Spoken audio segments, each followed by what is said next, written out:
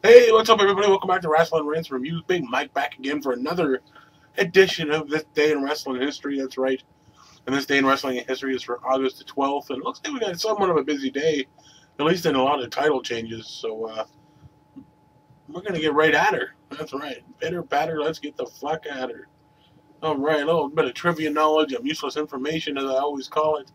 2001, Yuji Nagata wins the New Japan Pro Wrestling G1 Climax Tournament, defeating Kijimoto in the final. Seems like Kijimoto was always losing in the final. He just doesn't have it, I guess. But anyways, 2007, we also got another New Japan Pro Wrestling G1 Climax tournament, and we see Hiroshi Tanahashi defeating Yuji Nagata in the final. So that's that. We got an event for this day in wrestling history. Moving back to 2007, we look back and we see TNA Hard Justice as it was held in Orlando, Florida. And we see James Storm defeating Rhino in a barroom brawl. The Steiner brothers, that's right, Rick and Scott defeat Team 3D, Brother Ray and Brother Devon. We see Abyss, Andrew Martin, and Sting defeat Christian's Coalition, Christian Cage, AJ Styles, and Tomko in a Doomsday Chamber of Blood match. Kurt Angle defeats Samoa Joe in a winner-take-all match to retain the TNA and IWGP World titles and win the TNA X Division and Tag titles. Sting would later win a four-way match to become a co-holder of the tag titles. And this match obviously would lead into one of the better pay-per-views, and I have it right here. Where is it? Is it this one? Yes, this one right here. No Surrender 2007. A must get, especially if you're a fan of Kurt Angle. He wrestles 3 times this night. He wrestles in a tag match against Andrew Pac-Man Jones and R-Truth. He wrestles in a X Division match against Jay Lethal, which is awesome. I have to fucking get it just for that match alone. And then a heavyweight title match against Abyss later in the evening. Great pay-per-view. One of their last best years of wrestling, I think, in TNA. They're hit and miss throughout the rest of the years, but 2007 was like one of the last good years of TNA. Must pick that DVD up. Title changes. That's it. Moving into title changes. Back in 1983, we see the Fabulous Freebirds, Terry Gordy, Michael Hayes, and Buddy Roberts defeat the Von Erichs, David Carey, and Kevin to win the World Class Championship Wrestling 6-man tag team titles. 1988, the Samoan SWAT team, Samu and Fatu, defeat the Von Erichs, Carey and Kevin to win the WCCW World Tag Team titles. 1991, the Patriots, Todd Champion and Firebreaker Chip, defeat the Fabulous Freebirds, Michael Hayes, and Jerry Garvin to win the WCW United States Tag Team titles.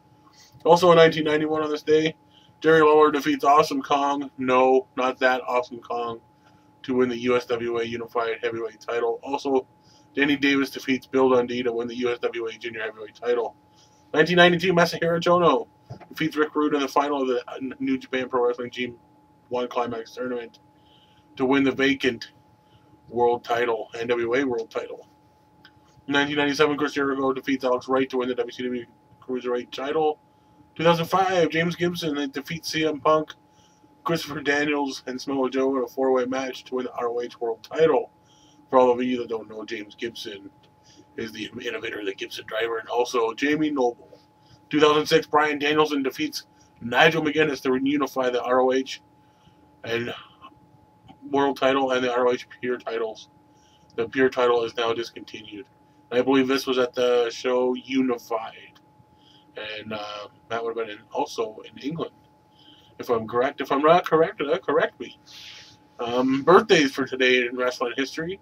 Happy birthday to former WWE personality Brian Palmer Cannon Malhoit, his 36. Former U.S. Tag Team Champion in WCW, we got Terry Taylor's 56. Two-time AAA champion Dr. Wagner Jr. is 46. We went from 36 to 56 to 46. Then we got former WWF/E announcer Jonathan Coachman is 36. No, I'm just kidding. 39. He is 39 today. I just had to go along with the sixes. Everybody was 6.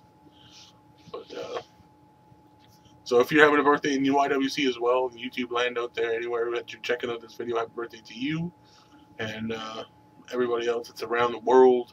Hopefully having a great day and a great year to come.